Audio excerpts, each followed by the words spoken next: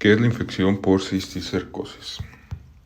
Bueno, ¿qué es? Esta es una infección ocasionada por un parásito llamado Taenia solium.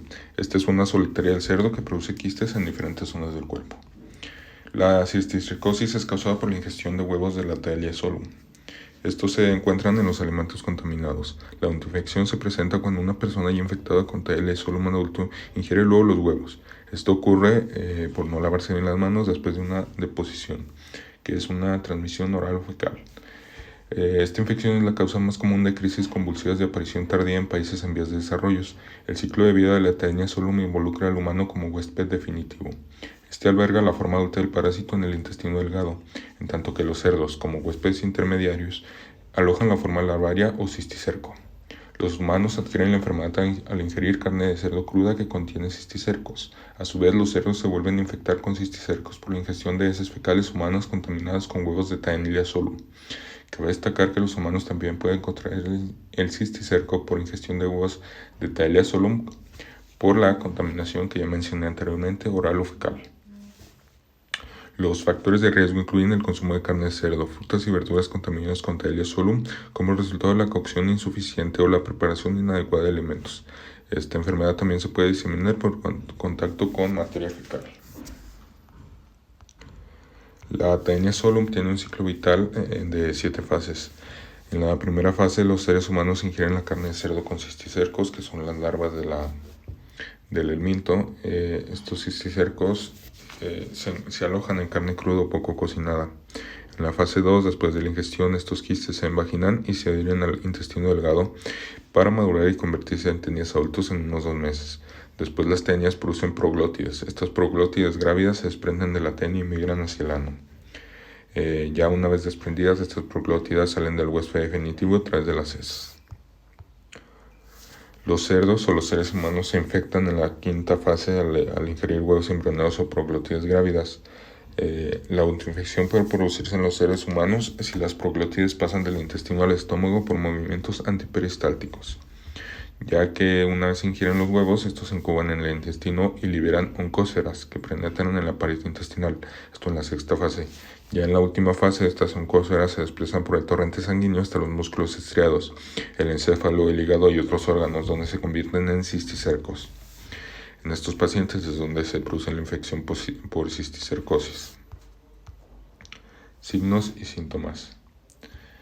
Bueno, la mayoría de los órganos, los cisticercos viables, causan una reacción tisular mínima o nula, pero los quistes agonizantes en el sistema nervioso central, el ojo o la médula espinal pueden liberar antígenos que desencadenan una respuesta tisular intensa. En consecuencia, los síntomas suelen no evidenciarse hasta varios años después del contagio. Esto quiere decir que es una infección que muchas veces pasa desapercibida por ser asintomática. La infección encefálica, que es la fase avanzada de la cisticercosis llamada neurocisticercosis, puede provocar síntomas graves debido a la lesión ocupante del espacio y a la inflamación inducida por la degeneración de los cisticercos y la liberación de antígenos. Dependiendo de la ubicación y el número de larvas de cisticercos, los pacientes con neurocisticercosis pueden presentar convulsiones, signos de hipertensión intracránea elevada, hidrocefalia, signos neurológicos localizados, alteraciones del estado mental o meningitis aséptica. Estas larvas también pueden infectar la médula espinal, los músculos, los tejidos subcutáneos y los ojos. La infección por larvas promueve el desarrollo de la inmunidad secundaria significativa. Diagnóstico. Esta enfermedad se diagnostica a través de pruebas serológicas específicas y de neuroimagen, que son necesarias para determinar el número, estado, localización y tamaño del parásito. Las pruebas serológicas confirman el diagnóstico cuando las imágenes no son patognómicas de la enfermedad. La prueba serológica de elección es la Western blot. Esta emplea antígenos glicoproteicos purificados del quiste con una sensibilidad del 98% y especificidad del 100%. La infección por gusanos adultos de Taenia solium suele poder diagnosticarse mediante el examen microscópico de muestras de heces y la identificación de huevos o proglótidos o ambos. Los huevos de solium se encuentran menor o igual al 50% de las muestras de heces en pacientes con cisticercosis. La fase avanzada de la infección suele diagnosticarse cuando se solicita una prueba serológica específica para evaluar síntomas neurológicos. Estos estudios pueden revelar nódulos sólidos, cisticercos, quistes calcificados, lesiones con realce de contraste anular o hidrocefalia. El tratamiento. El tratamiento consiste, cuando es una infección intestinal no grave, se trata con una sola dosis de 5 a 10 miligramos de praziquantel por vía oral para eliminar los elementos adultos. Cuando está en fase avanzada de neurocisticercosis, el tratamiento antihelmíntico de esta infección es complicado, por lo tanto se recomienda consultar con un médico.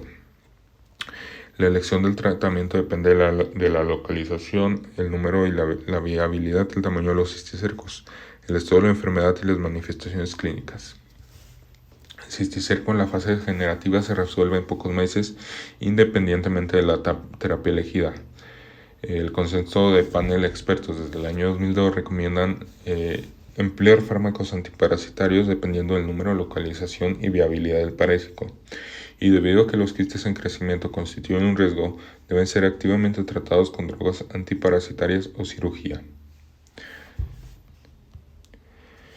En México hay una tendencia a la baja en los casos de cisticercosis. Es una enfermedad ya controlada en el país y los únicos casos que se han detectado son de personas adultas que se infectaron hace unos 20 años y que eran asintomáticas hasta ese entonces.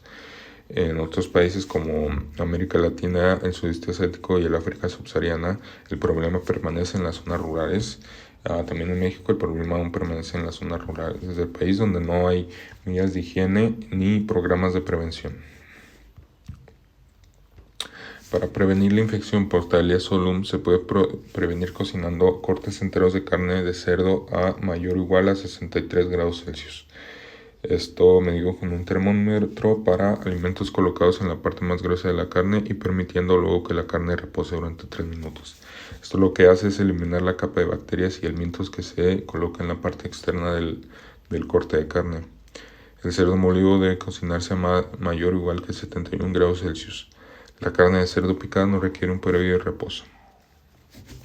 Otra forma de prevenir es que al viajar a áreas endémicas con malas condiciones sanitarias, la gente debe tener cuidado de evitar los alimentos que puedan estar contaminados con heces humanas y evitar carne de cerdo cruda o cocida en forma inadecuada.